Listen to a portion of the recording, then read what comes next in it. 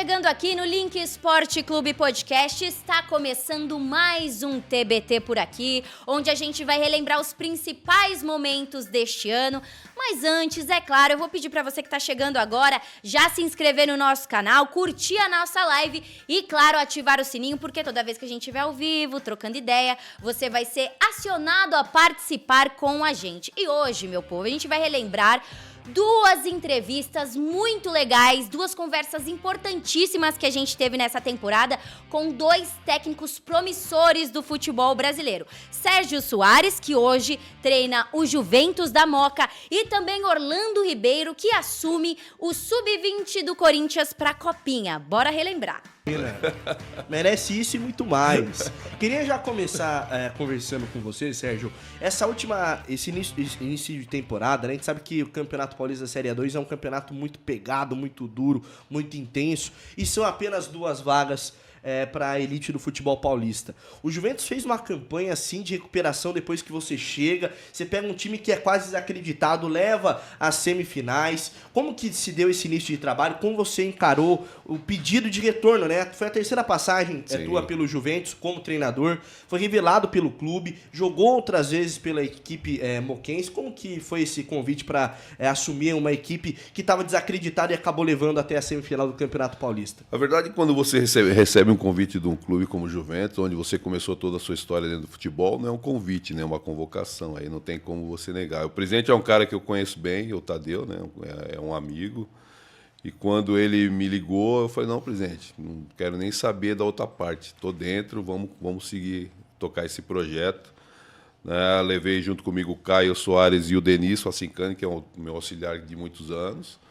E a primeira coisa que eu fiz quando cheguei no Juventus foi levar o pessoal para conhecer a história do Juventus. Né? Levamos o pessoal na sede social para saber aonde eles estão chegando, que eles estavam chegando num clube super tradicional de São Paulo, que tem um apelido de moleque travesso que não é à toa. E a partir do momento que nós botamos os meninos lá na sala de troféus, né, conhecer um pouco da história, que o Juventus ganhava de Palmeiras, de São Paulo, de Corinthians e aprontava a mesa. Na minha trajetória no Juventus como atleta, eu joguei uma Série A2. Isso quando eu tinha saído do Juventus, fui para o Hilal, voltei. Era para eu voltar para o Hilal, o diretor, na época, o Robertão, falou, Sérgio, preciso que você fique aqui para a gente subir. Subimos, voltei para a Arábia. Então, toda a minha história no Juventus foi sempre de Série A1, que é o que o Juventus, né, transitava naquela época, na década de 80, 90.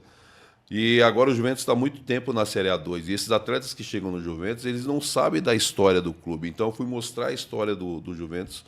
E a partir do momento que eles entenderam onde eles estavam, aí criou-se uma sinergia com a torcida do Juventus, que eu tenho que ressaltar aqui, que na minha época realmente cabia numa Kombi.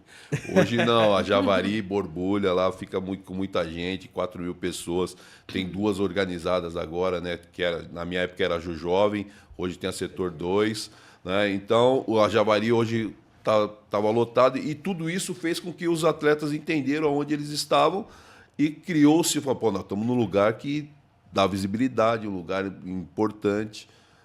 E dentro do campo, os torcedores queriam o quê? Que fosse um Juventus que entregava tudo dentro do campo. E acabou entregando e as coisas foram acontecendo. Evidente que nas 2 primeiras rodadas nós tomamos um susto, né? Nós perdemos de 5 na estreia contra o São José, perdemos por 15 em casa, num lance, num pênalti que foi fora da área, o juiz deu pênalti. Né? Tá a importância do VAR às vezes, né, cara? E aí nós tivemos uma semana para trabalhar contra o Monte Azul, e na semana que nós tivemos para trabalhar com tudo isso que eu já falei, de eles conhecerem a história do clube, nós conseguimos realmente dar uma reviravolta, e o torcedor veio junto, abraçou, e a gente botou fogo na Moca. A Moca ficou grenar, né? Foi todo mundo usando camisa do Juventus, e isso fez algo ser diferente. Os caras entenderam realmente onde eles estavam, e nós conseguimos levar um time que estava realmente desacreditado dentro da competição para uma semifinal onde ninguém imaginava que o Juventus poderia passar pela Ferroviária, que era um dos maiores investimentos da competição. Então foi dessa maneira que a gente caminhou nas quartas, eliminando a Ferroviária nas quartas e chegamos na semi contra o Velo. E foi dessa maneira que a gente conseguiu fazer com que o Juventus pegasse fogo na Moca. Antes de abrir a conversa para os meus amigos, eu vou deixar meu coração falar um pouquinho, porque, pô, sou torcedor do Juventus há muito tempo, né? E desde 2007, se não me engano, fora da elite? Do futebol Desde paulista? 2008. 2008 foi a última aparição na A2. Por que depois do fim do Campeonato Paulista você não quis continuar na equipe? Foi um acordo de comum de ambas as partes? Como que foi? Não, na verdade não foi eu que não quis, né? Não, eu tive umas 4 ou 5 reuniões com o presidente, né? E me propus ao presidente até uma redução do salário, que era para dar continuidade no trabalho, pensando na A2 do ano que vem, que vai ser uma A2 duríssima. Exato. Mas o presidente entendeu que não dava, que a competição ia ser uma competição onde um nível técnico, o Juventus não ia conseguir montar um bom time. E ele falou, não, Sérgio, quero te preservar, não vamos ter condições de montar um bom time, e eu não quero que você passe nervoso aqui. Eu falei, não, presidente, Então a conversa foi em cima, eu propus ao presidente, o presidente entendeu que não era, que não tinha condições de manter, né, mesmo eu propondo uma redução. Então não foi, na verdade, não fui eu que não quis ficar, né? O presidente aqui entendeu que não tinha como continuar. Lembrando que centenário do Juventus da Moca. Exatamente. Batendo uma semifinal do Campeonato Paulista Série A2, dados os últimos Coração anos. tá comendo, Ricardo. Coração tá recebendo o Sérgio. Eu tô vendo. E aí, minha cara de lembrar, bora. Olha, eu queria conversar, mas assim, queria falar de Lusa, que eu gosto muito da Lusa também. Então, assim. Só rapidinho antes de mudar pra Luz, então. Bora. Eu queria a sua opinião. Você acha que na A2 é injusto 2 clubes somente subirem pra 1? Você acha que não deveriam ser 4? Eu acho Qual que é a sua pouco, né? análise? Eu acho que é pouco, mas a gente sabe que na Série A1 o número de times são limitados também, né? Cai 2, sobem 2 e a gente... Agora, você vê tantos times que tem na A2 de tradição, que foram times que já passaram pela Série A1 e fazendo boas campanhas, né? É evidente que se subissem 4 seria melhor, mas o calendário não permite, né, que aumente o número de rodadas. É por isso que sobem 2 e a gente tem que entender. Agora, o ano que vem, a Série A2 vai ser um campeonato onde, na minha opinião, vão ter no mínimo 8 clubes brigando por 2 vagas e aí o bicho vai pegar. Vai ser dureza. Vai. É justamente sobre isso que eu queria falar com você da Lusa, porque em 2022 você foi campeão da A2 com a Portuguesa. E a Portuguesa é aquele time que foi grandioso há um tempo atrás, a gente sabe a história, e tá nesse processo de reestruturação. Então eu queria que você falasse um pouquinho desse momento que você viveu com a Portuguesa, né? Ainda tem muita coisa para renovar. Eu fui lá, acho que foi não sei se foi ano passado, finalzinho do ano retrasado.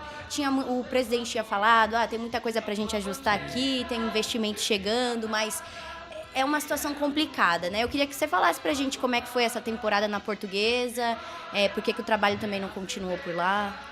Chegar na Portuguesa foi algo, assim, para mim, surreal, né?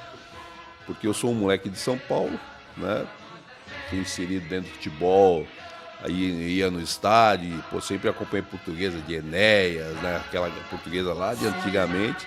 E a gente sempre viu a Portuguesa brigando, né? Igual para igual, né? Igual, chegou em semifinal do Campeonato Paulista, que o Castrilho deu, não sei se vocês lembram, aquele pênalti que não foi no Morumbi contra o Corinthians e tal. O Corinthians foi para a final, a Portuguesa foi vice-campeã paulista, vice-campeã brasileiro, né?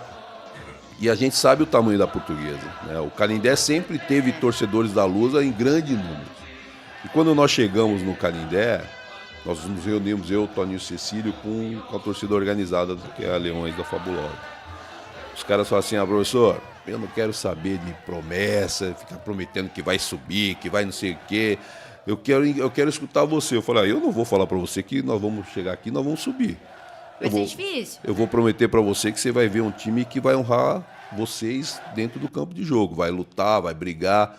Porque eu sei da história da Portuguesa, né? Eu sei que a Portuguesa é um time grande, né? Tirando os quatro grandes hoje que transitam aí nas competições nacionais, a Portuguesa também sempre foi time grande, né? E hoje a Portuguesa vive numa situação complicada, mas não deixa de ser grande. O mesmo artifício que eu usei no Juventus, eu usei na Portuguesa. Os caras vinham para a Portuguesa, nós levamos, contratou todo mundo. Eu cheguei para o Toninho e falei, Toninho, ó, esses caras aqui nem sabem o que é a Portuguesa, a gente sabe, né? Os caras têm que ir lá na sala de troféu lá da Portuguesa, lá no Canindé, conhecer o Museu da Portuguesa que tem. Sim. Os caras entenderem um pouquinho o que é a Portuguesa, né? Porque a geração, quanto tempo a Portuguesa faz que não, desde aquela tragédia do brasileiro lá com o Fluminense, a Portuguesa teve, né, um declínio e muita gente não sabe da história da Portuguesa. Vamos fazer esses caras conhecer a história da Portuguesa, a Portuguesa que a gente conhece. E quando nós chegamos lá, botamos os caras lá para conhecer um pouco da história. Tem um senhor que cuida do Museu da Portuguesa, sabe toda a história da Portuguesa, de cabo a rabo, e explanou para os jogadores. E quando nós voltamos para o CT, eu falei, tá vendo? Vocês estão vendo aonde vocês estão? A Portuguesa está na Série A2, mas a Portuguesa não é de Série A2. A Portuguesa é time grande. A Portuguesa é time que vai ter pressão, que vai ter cobrança, que vai estar na mídia. Só depende de vocês. Primeiro jogo no Canindé tinha 900 pessoas. Nós ganhamos do Monte Azul de 4-0, se não me engano. Eu cheguei para os caras e falei, tá vendo? No fim do jogo. Hoje tinha 900 pessoas aqui. Sabe quantas pessoas cabem no Canindé? 20, 18. É isso que a gente tem que botar. Só que como nós vamos fazer isso? É ganhando jogos, é trazer o torcedor para perto. E foi assim, a cada jogo foi aumentando o número de torcedores. Na quinta rodada que foi contra o Juventus, nós ganhamos o Juventus de 1-0 com 2 homens a menos. Nossa. E a torcida que foi cobrar a gente lá no início, eles abraçaram o time a partir daí, porque houve uma entrega gigantesca e ali criou-se uma sinergia que foi jogo a jogo. E foi cada rodada ia aumentando o número de torcedor, principalmente no Canindé. Quando nós chegamos no jogo do acesso, que foi contra o Rio Claro, tinha 18 mil pessoas no Canindé.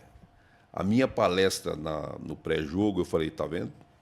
Vocês lembram quantas pessoas tinha no primeiro jogo que nós fizemos aqui? O pessoal está aí hoje porque eles acreditam em vocês. Nós podemos fazer história, que é fazer a Portuguesa voltar para a Série A1 do Campeonato Paulista depois de 7 anos. E vocês são os grandes responsáveis. O Canindé estava bombando, o torcedor estava lotado, estava bonito. Estava do jeito que eu via a Portuguesa quando eu era um moleque, que ia nos estádios, ver os jogos, ver os clássicos. E aquilo muito me emocionou. Quando nós confirmamos o acesso, eu fiz uma puta loucura, né? Eu subi lá no alambrado. Temos as imagens aí, inclusive. E quando eu subi no alambrado, eu vi pessoas... Essa foi do título, né? Essa já foi do título. No jogo do acesso, eu subi no alambrado e quando eu subi no alambrado assim que eu deparei, eu vi senhores, crianças, mulheres, tudo em lágrimas. Ali eu tive a noção do tamanho do feito que nós fizemos. Porque nós conseguimos resgatar o sentimento de um torcedor que vivia machucado. Para mim isso foi... eu vou guardar isso na minha memória para o resto da minha vida. E nós conseguimos trazer de volta a Portuguesa, com todo o trabalho de todos, desde do presidente, do Toninho, dos atletas, do staff, do entorno, do torcedor, que acreditou naquele grupo de jogadores. E foi assim que a gente trouxe a Portuguesa de volta. A gente viu a imagem ali do título, ali já era o título. A Portuguesa fez uma campanha de uma única derrota. Nós não só subimos, não só fomos campeões, nós fizemos uma campanha irreparável, né? E a Portuguesa foi protagonista dentro da competição, porque é o que eu acredito de futebol. Você ser protagonista, com camisa pesada mais ainda. E nós fizemos uma campanha que eu falo para você, eu lembro todos, eu estou falando para você aqui, mas eu lembro todos os detalhes da preparação até o dia do título que nós conquistamos contra o São Bento no Canindé. Mas o jogo do acesso, com certeza, foi algo assim que eu nunca vou esquecer na minha vida, de ver o Canindé abarrotado, né, de trazer de volta para o torcedor o sentimento e a honraria de ser portuguesa. Um senhor entrou no campo, depois ali na comemoração, de cadeira de roda. Nossa.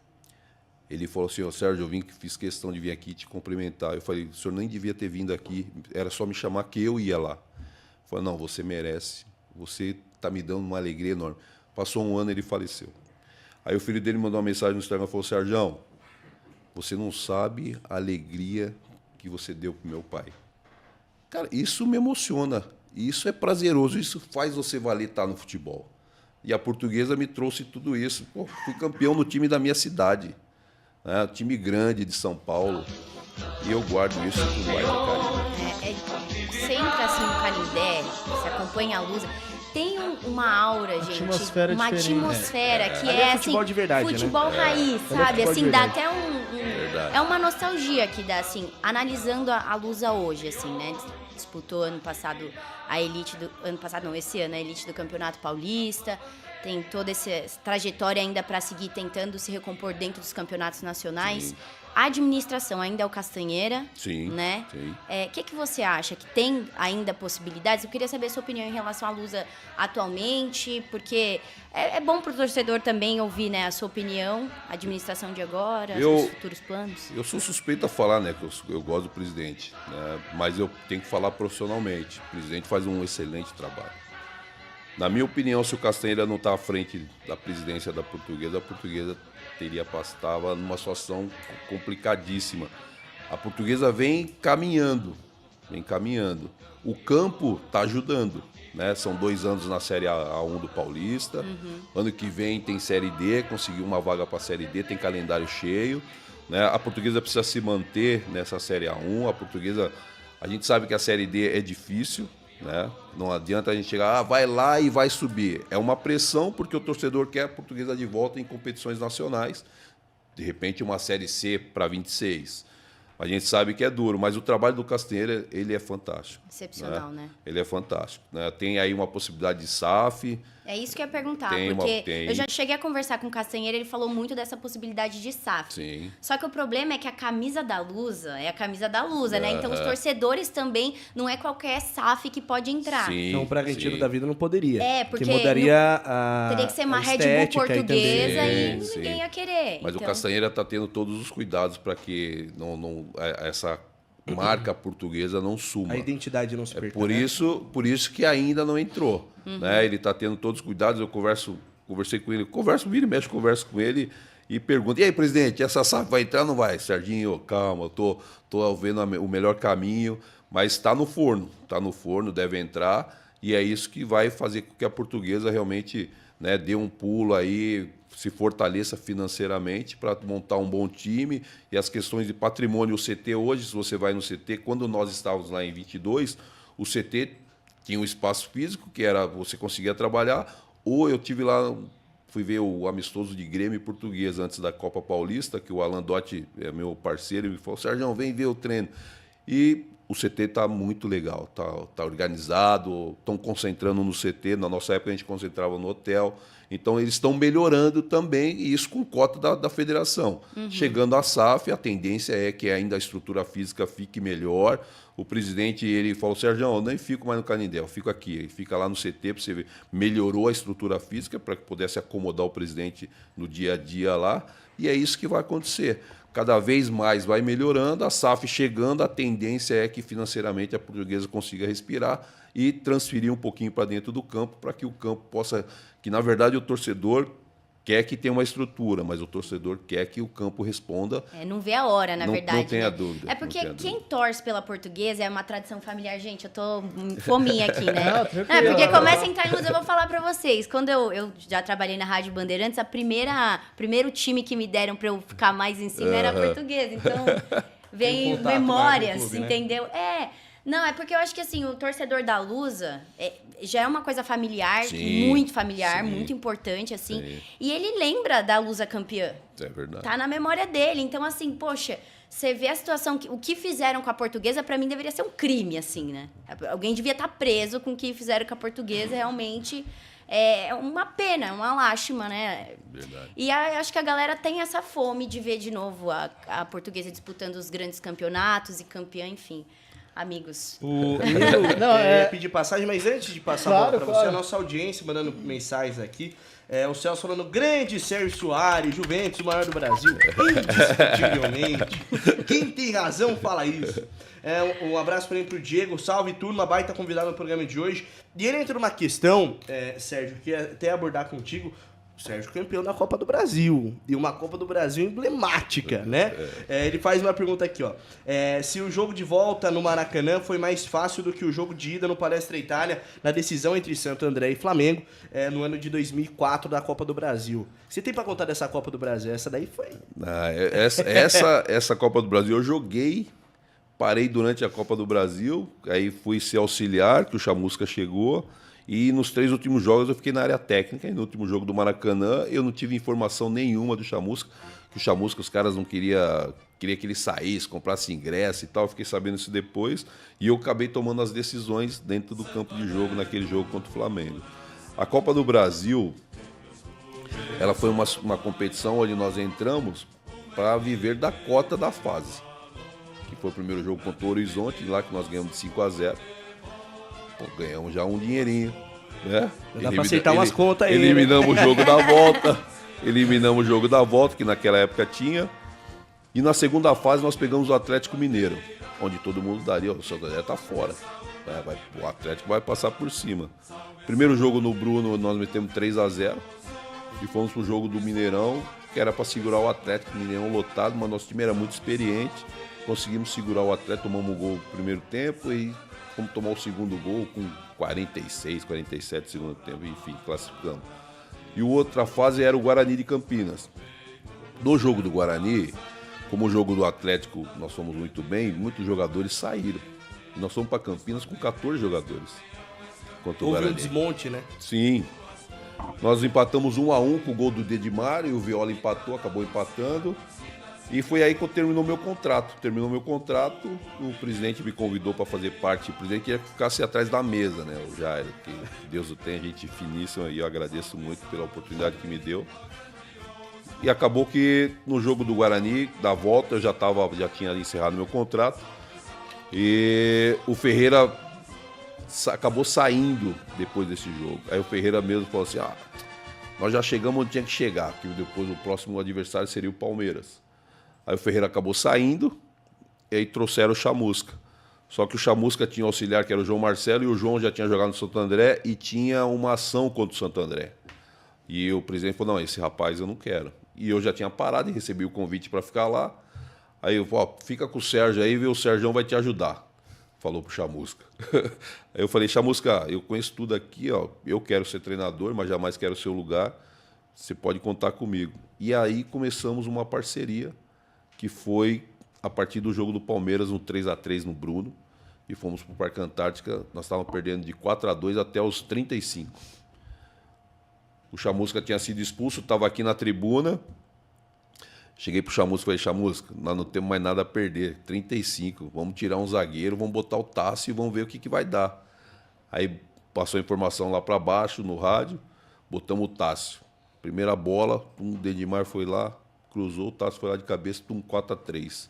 Outra falta, o Dedimar foi lá alçando 4-4 com o Palmeiras no Parque Antártico. Quem imaginaria que naquela época gol fora valia 2? Valia 2. Sim. Nós tínhamos empatado 3-3 no primeiro. Porra, você vai fazer 4 gols não tinha ninguém. Não, vamos jogar. Vamos jogar. Tanto que 35 morrer atirando, 4-2. Né, cara? Porra, aí fizemos 4-4. Pô, o Palmeiras desmoronou, né? E a gente cresceu e seguramos, classificamos.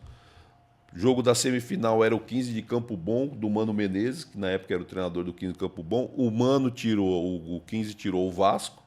E nós tiramos o Palmeiras. Pô, o time do 15 era muito bom. Nós fizemos um jogo aqui no Pacaembu, perdemos de 4-3, mas jogando mal aquele dia. Tava 4-1, achamos 2 gols, ficou 4-3. E o Chamusca foi expulso nesse jogo do Palmeiras, foi aí que ele tomou a suspensão. O jogo da volta, ele já não poderia mais ficar no banco. Aí eu comecei a ficar na área técnica, claro, falando no rádio, o Chamusca comandando de cima.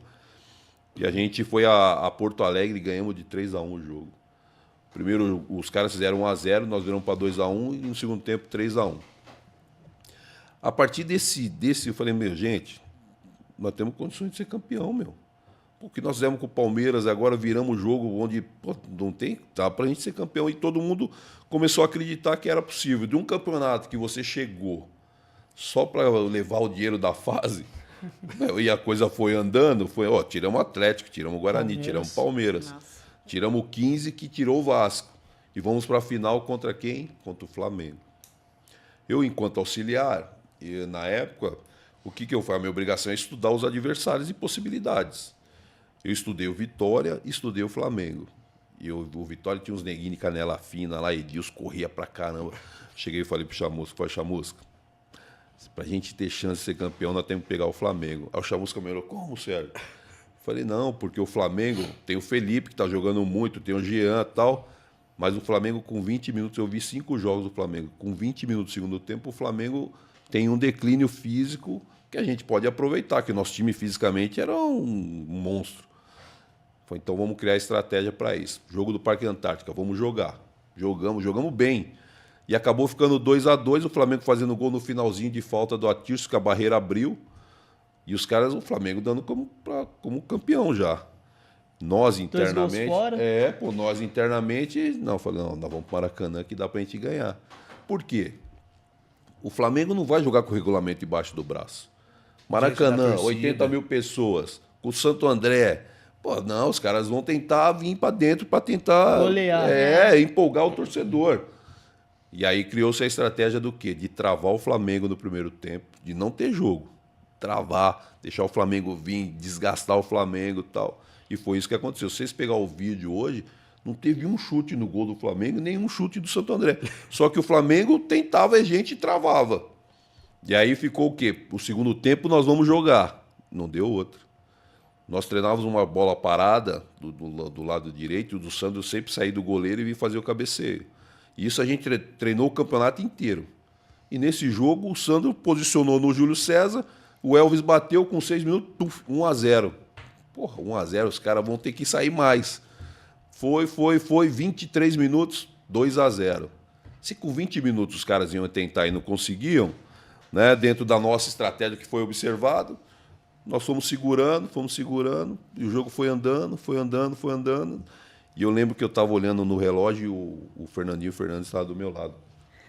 Então tá vibrando, é o meu, né? Não, tranquilo. Eu achei que era o meu. Eu falei, rapaz. Eu também achei que era o Conversa meu. solta. E aí o Fernandinho Fernandes está do meu lado aqui, o jogo passando, eu olhando no relógio aqui, 43, já, o Fernandinho já começou a encostar do meu lado. E o Simon apitando, eu olhei, pô, os caras não vão empatar esse jogo, já era, filho. E o Fernandinho encostou. Falei, Fernandinho, ele falou, Sérgio, fica aqui, não vai sair, não. Eu falei, Fernandinho, não, você é campeão da Copa do Brasil, meu. Não, Sérgio, fica aqui, que eu preciso já pegar você. Eu falei, não, Fernandinho, esquece. Aí o Simon apitou, aí o Fernandinho me segurou no braço. E aí, Sérgio, como é que se sente campeão da Copa do Brasil? Cara, naquele momento assim, eu não tinha a noção do que a gente tinha feito, né? Porque Entrou pra história, né? você escutava 500 torcedores do Santo André, Caramba, no Maracanã, gritando, Calado, né? Santo André. Pô, aquilo foi... E a gente foi ter noção exata depois que a gente foi ali numa churrascaria que o Branco estava com alguns torcedores do Flamengo, nós fomos jantar, e os torcedores do Flamengo começaram a vaiar a gente, e o Branco levantou e falou, vocês não têm que vaiar os caras, vocês têm que aplaudir. O que eles fizeram aqui no Maracanã merece aplauso. E a galera toda aplaudindo. Pô, falei, cara, o Branco campeão mundial dizendo isso aí, nosso feito é gigantesco. E 20 anos se passaram, a gente teve uma homenagem agora na Prefeitura de Santo André, na Câmara de Santo André. Foi um feito enorme que nós fizemos com o Ramalhão em cima do Flamengo no Templo do Futebol. Nossa. Eu queria resgatar rapidinho algo sobre a Lusa, que pra mim marcou bastante, né, o acesso de vocês e saber como é, né, no seu caso, como treinador, gerir uma situação dessa. O goleiro Tomazella teve uma questão com o filho, com o Gustavinho, de certa forma envolvendo saúde, menino super jovem. Sim. E como você, né, treinador, fez para que tanto o atleta se mantesse focado, porque ele fez questão de jogar, eu entrevistei ele tempos atrás, ele falou que o combustível dele era estar em campo, porque isso dava forças para ele. E então, como manter o atleta longe da preocupação maior, que é a família, e de certa forma também os demais jogadores entenderem a situação, de certa forma abraçar? Como que foi esse momento para você? Porque não foi uma coisa assim que de uma semana, um mês, foi algo que foi no decorrer da competição. É uma pergunta bem legal, né? Porque o futebol, a gente só consegue enxergar o profissional. Dentro do meu conceito de trabalho do futebol, a gente entende que quem faz o futebol é um ser humano. E que o atleta de futebol ele tem todos os problemas como uma pessoa comum. E as pessoas não conseguem enxergar isso. O Tomazella tinha um problema muito sério, né? Para um atleta de futebol, você ter um problema como o Tomazella, qualquer pessoa, você não consegue pensar em outra coisa. O que nós fizemos?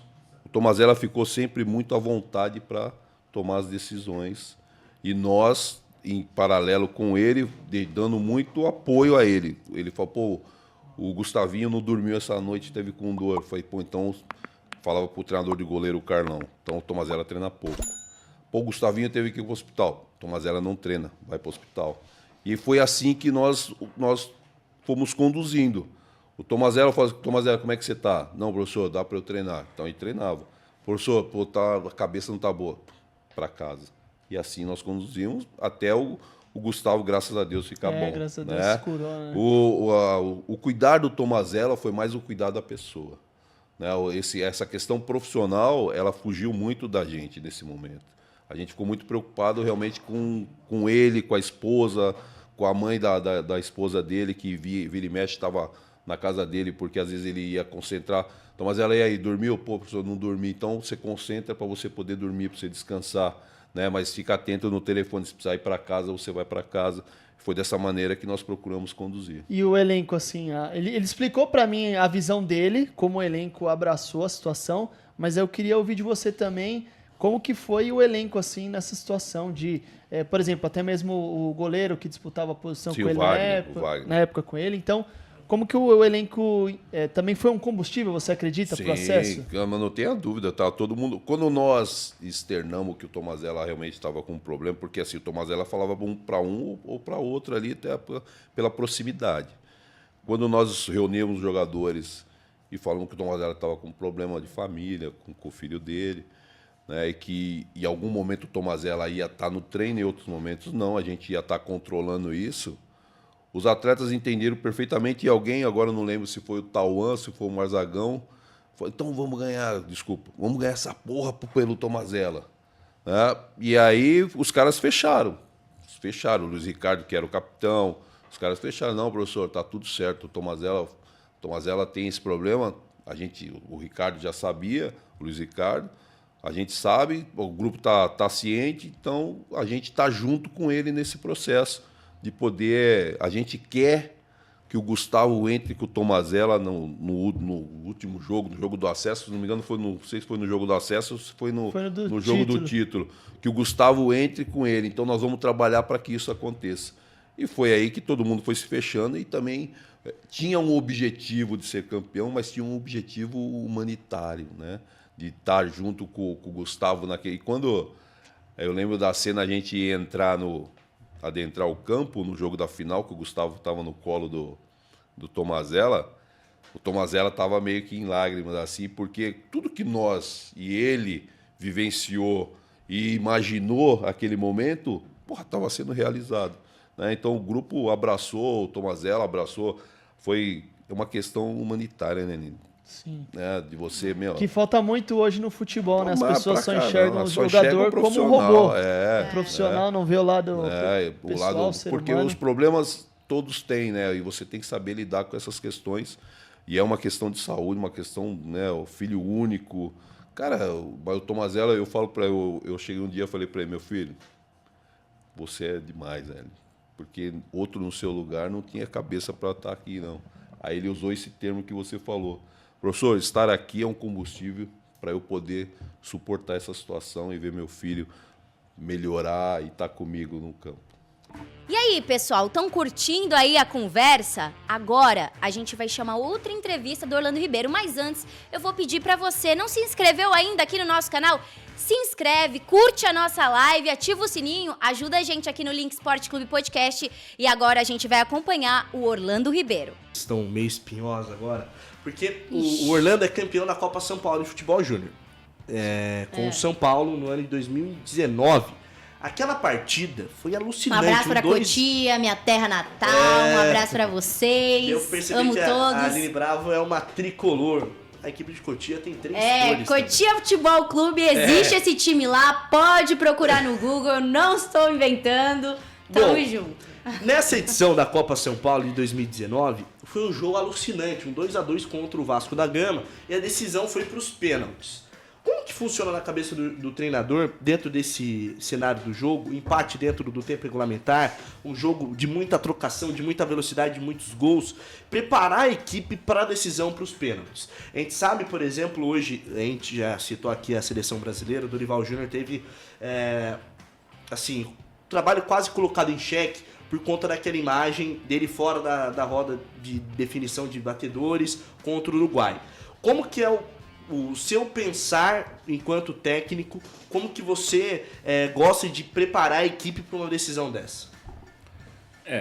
Primeiro a gente pensa sempre em pôr uma equipe que vai atacar para não ser atacado, né? Vamos jogar no ataque. É a primeira coisa que a gente pensa. E tentar formar esses meninos. Para você jogar no ataque, você tem que treinar a defesa. Então, automaticamente, nós já estamos treinando o goleiro, a defesa, para construir bem, para correr para trás bem. Então, se você pensar realmente no ataque, você vai ter facilidade, eles vão ter facilidades depois no profissional. E são esses jogos que vão realmente dar experiência para eles. Eu lembro, como você colocou, nós estávamos ganhando de 2-0. E nós, nessa época, eles estavam jogando com 4 atacantes. E, na realidade, os 4 atacantes sentiram o jogo, porque caiu uma chuva assim, como acontece em toda a Taça São Paulo, muito forte. E eles já vinham de alguns jogos. E a gente precisou mudar a equipe, além do que a equipe do Vasco era uma equipe muito, muito bem treinada e de muita qualidade. Então, ficou um resultado justo, 2-2. E aí você vai para os pênaltis são os detalhes. Né? Nós estávamos com o Thiago Couto, o goleiro na época, que foi bem nos pênaltis, e aí essa diferença fez com que a gente fosse campeões. Então, esses jogos que vão realmente formar o menino, que vão ajudar a formar o menino, os jogos difíceis, os jogos que ele precisa de experiência para saber o que precisa fazer naquele momento. Esses jogos que, nós estávamos ganhando de 2-0, mas o time empatou. Quando ele acontecer essa situação no profissional, ele vai saber o que tem que ser feito. Não vai deixar empatar. Porque no profissional, você vai pegar a bola ali, o negócio vai... Quando você abre 2-0 e toma empate, pelo menos a cobertura é quase uma unanimidade. A equipe que leva a decisão para os pênaltis, que consegue conquistar o empate, chega um pouco assim, mais preparada psicologicamente, porque está perdendo 2-0, conseguiu o empate. A equipe que toma o empate chega meio que... atordoada, né? O que vai ser de mim. E dentro desse contexto, a preparação para os pênaltis... Vou voltar naquela questão do Dorival. O técnico se coloca sempre assim, mais distante, ou você, enquanto técnico, gosta de estar mais junto dos jogadores dentro daquela situação ali? Você escolhe os batedores? Já tem a escolha antes, ou é na hora, ou você vai ali...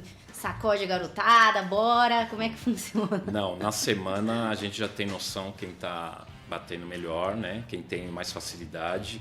E no momento a gente tem a noção quem está melhor emocionalmente. Eu não sei o que aconteceu ali com o Dorival, né? Mas todo mundo falou que ele ficou de fora. Eu não fico de fora, né? Eu puxo a palavra, mas deixo... eles bem cientes de que não é para mudar nada do que eles fizeram na semana.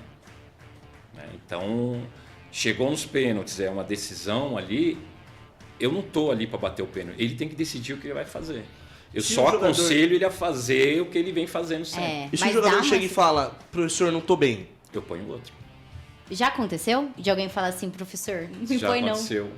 Já, eu tô com uma dor aqui na perna, mas eu posso bater. Eu falei, então não, você não vai bater, vai bater o outro. Melhor, sabe né? quem... O outro não está com dor na perna.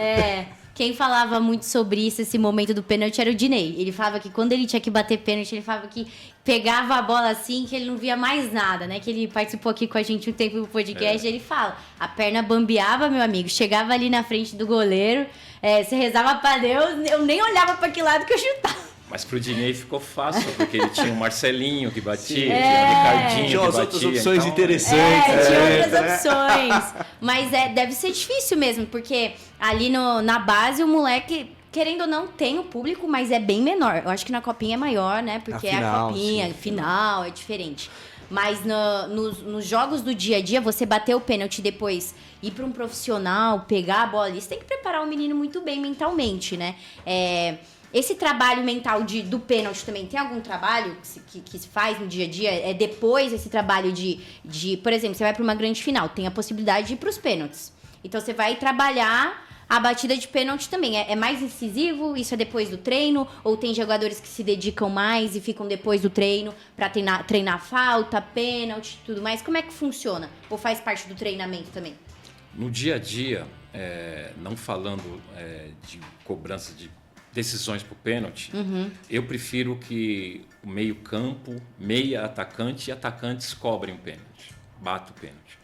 Porque eu acho que eles estão próximos de uma artilharia, né? Eles são mais próximos do gol do que um zagueiro. É lógico que tinha o Rogério que batia, né? Mas são exceções, né? Mas eles estão mais próximos de uma artilharia, então, e eles também treinam mais. Mas quando tem assim, a gente sabe que vai ter a disputa dos pênaltis, eu não fico a semana toda treinando o pênalti, não. Eu observo porque eles mesmos vão bater o pênalti. Entendi. Eles vão se dedicar. Falam, tô indo pra final, melhor dar uma... pode ser que tenha pênalti. Aí, uma hora daqui... Nesse lado do campo, eu tô vendo do outro lado ele cobrar. E sem eu olhar, eu percebo... Sem eles perceberem que eu tô olhando, eu vejo quem naturalmente bate melhor. Entendi. Né? Então, mas 2 ou 3 dias antes, a gente já tem em mente, a gente já escreve... E aí até mesmo às vezes substituições a gente já pensa se estiver muito próximo de acabar o jogo, ou então pode ser que vá para os pênaltis. Vão segurar isso aqui, vão deixar ele um pouco mais porque ele bate bem o pênalti. Você observa bem. Você vai fazer alguma pergunta em relação ao pênalti? Ah, tá. Realmente é a prática que leva à perfeição ou prática. Tem muito da sorte? Não, é a prática. Eu penso que a sorte, eu costumo dizer que é a oportunidade com a capacidade. Né? A não ser aquela sorte que você tá andando, cai um negócio aqui, aí já é diferente. Tá uma bolsa de dinheiro do seu lado, aí é manifestação sorte, divina, né? De jogo, sorte de chutar uma bola na trave, a bola ir para fora. Ele teve a oportunidade de chutar, ele não teve a capacidade de fazer o gol. Então eu sou meio cético para isso, em questão de sorte. Então, se eles treinarem, se eles estiverem bem na semana, no dia tiver com a cabeça boa, emocionalmente, acho que isso é a sorte. Eu queria perguntar da safra do Corinthians. Eu sei que você chegou há pouco tempo, né? Ainda está conhecendo a garotada, mas eu queria saber se já tem alguns talentos individuais que você observou, né, com maior cuidado e se algum desses talentos... Eu sei que é difícil falar, porque isso é uma decisão também do técnico, do profissional, né? Mas teriam capacidade de serem utilizados também no profissional, até porque o Corinthians é um time que vem passando por problemas financeiros, né? A gente sabe dessas questões e seria legal ter jogadores da base, poder vender ou poder utilizar, né? Ali no profissional. Já tem alguém ali que tem a estrela que brilha mais? Essa pergunta ficou tranquila para mim, né? Porque eu tô há menos de um mês no Corinthians. Então eu não tenho como te dizer que esse aqui tá pronto para a oportunidade. Mas o treinador de sub-20 tem essa dificuldade. Essa pergunta todos fazem.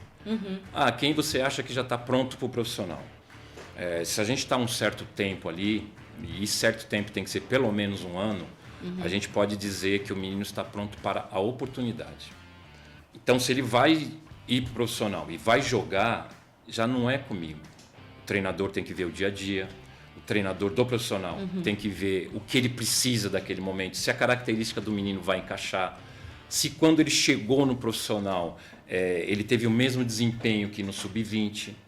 Então fica meio difícil para mim afirmar que ele está pronto para jogar no profissional. Ele está pronto para ter a oportunidade. E todos que estão no sub-20, eles têm que estar prontos para a oportunidade. Porque pode ser que ele seja chamado amanhã para treinar 20 minutos. É a oportunidade dele. Já aconteceu de algum time falar assim, eu queria pegar aquele menino ali e você fala, olha, ele ainda tá cru. Ainda eu acho que é melhor ficar Nós temos que alertar. Já aconteceu? Nós temos que alertar. Olha, ele tem dificuldades nesse conceito. Se para você não fazer diferente, se você tiver tempo para trabalhar ele aqui, tudo bem. Mas ele tem dificuldades nisso. Ele vai muito bem ali. O que você precisa? Aí o treinador vai falar, a pessoa vai falar, e aí a gente vai conversando. Porque, assim, você trabalhou muito tempo no São Paulo, né? Nas categorias de base. E o São Paulo, nesses últimos 10 anos, principalmente, a gente pode dizer assim, utilizou muito da base. E eu acho que a torcida até ficou um pouco mal acostumada, porque acabava que esses meninos da base subiam, o São Paulo não fazia, às vezes, um bom momento no profissional, pelo momento do clube mesmo, e a culpa caía em cima dos meninos da base, do sub-20, né? Você não via uma cobrança tão incisiva em cima do cara que ganhava milhões, que estava jogando mal, já era profissional há um tempo, mas você via uma cobrança incisiva nesses garotos, né? Ali em relação a tudo, né? O futebol que entrega, a gente pode citar alguns, o próprio Nestor, que você já trabalhou, sofreu com isso um pouco de tempo. O Igor Gomes também, que subiu da categoria de base do São Paulo, sofreu também com essa questão da pressão no profissional. Mas eram meninos que já estavam prontos, né? Que se você observa o sub-20 deles, eles já estavam prontos no quesito futebol. Mas não tem como prever isso, né? Você disse, não tem como prever que ele vai pro profissional e que ali ele vai conseguir ter a mente fria para ter aquelas decisões assertivas. Tem times que pegam mais, que você acha que talvez esse apostar tanto na base pode dar uma prejudicada até no clube, nos meninos, forçar demais, talvez? Os meninos que a gente trabalha, os lugares que a gente trabalhou, a gente sempre falamos para eles que quando aparecer a oportunidade, eles têm que estar preparados. Então, quando a gente tem uma oportunidade, a gente não pode errar muito. Porque é a oportunidade, é aquele momento que, de repente, você não vai ter outra, porque você errou tanto. Então, tudo depende deles. Por exemplo, se chegar um menino hoje for para o profissional do Corinthians, ele sabe que ele não vai poder errar tanto. Porque a gente não sabe como vai ser a reação com ele, com a imprensa, a reação do torcedor, ou que aqueles erros que ele pode acontecer. E é normal, né? Então ele tem que saber disso. Por isso que ele tem que estar preparado para saber disso, para acontecer isso então, também. na sua opinião, tem que, assim, tá na conta, tá preparado para a fogueira. Porque a gente tem um debate aqui, né, às vezes, que é em relação a... acho que eu tenho uma característica mais mãezona aí dos meninos, querendo ou não. Porque Percebi. eu fico assim, pô, calma, tô crescendo, né, calma, deixa dar oportunidade pros meninos, não pega tanto Às vezes no eu sou pé. meio padrasto, você entendeu? E os meus amigos ficam, não, tem que estar preparado pra fogueira. Mas tá na conta, então, na sua opinião, assim. Pô, você escolheu estar aqui, então você tem que estar preparado pra essa fogueira, porque geralmente são essas as oportunidades, né? É a fogueira no profissional, assim. O futebol e particularmente o clube grande, ele não é projeto social. Né? Então, às vezes, você não vai ter outra oportunidade. Talvez um torcedor de uma equipe, de um clube, tenha um pouco mais de paciência. Talvez um outro torcedor, um outro tipo de torcida tenha menos, mas vai saber o tipo de erro que você teve. Pode acontecer de você ter um erro e o clube deixar de ganhar um título. Mas naquele momento, pelo esforço que ele teve, pela dedicação, por ele ter assim uma identidade com o torcedor vai relevar isso. Né? Entendi. Então, antes de mais nada, o menino tem que ter disposição para estar no profissional.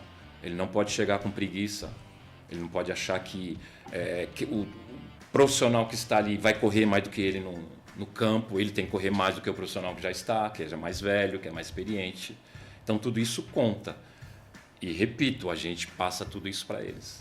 Eles sabem disso. Você falou Legal. dessa naturalidade com a qual algumas torcidas lidam com jogadores vindo da base. Ou a melhor boa vontade, vou colocar dessa maneira. Sim. Dá pra dizer que o Santos, dentro das equipes que você já treinou, é a que melhor aceita jogadores da própria base e tem mais paciência? Ou dentro das experiências que você já teve, tem outro time que chamou a sua atenção? Mais uma vez, do Corinthians eu não consigo falar ainda, né? Mas o Santos é o que tem mais paciência. O torcedor, eles pedem os meninos, alguns meninos no profissional. Dentro Sabem disso. desses, quase 2-3 anos de Santos, você passou pela administração do André Sueda e pegou um pouquinho do Marcelo Teixeira. Sim. teve muita mudança de uma gestão para outra em relação às categorias de base, e o Santos quanto instituição? Porque hoje a gente viu, por exemplo, o Andrés Rueda sendo retirado dos quadros associativos do clube, depois da sua gestão enquanto presidente, que acabou e culminou no rebaixamento do Santos no seu último ano enquanto presidente do Santos. Enquanto instituição, você viu uma mudança muito grande de uma administração, de uma gestão para outra?